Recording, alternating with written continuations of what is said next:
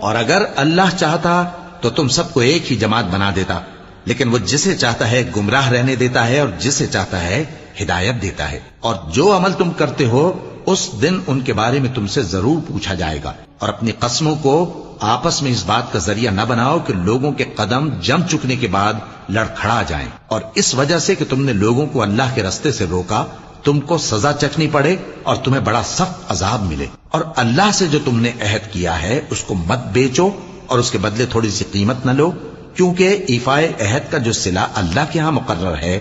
وہ اگر سمجھو تو تمہارے لیے بہتر ہے۔ جو کچھ تمہارے پاس ہے وہ ختم ہو جاتا ہے، اور جو اللہ کے پاس ہے وہ باقی ہے کہ کبھی ختم نہیں ہوگا۔ اور جن لوگوں نے صبر کیا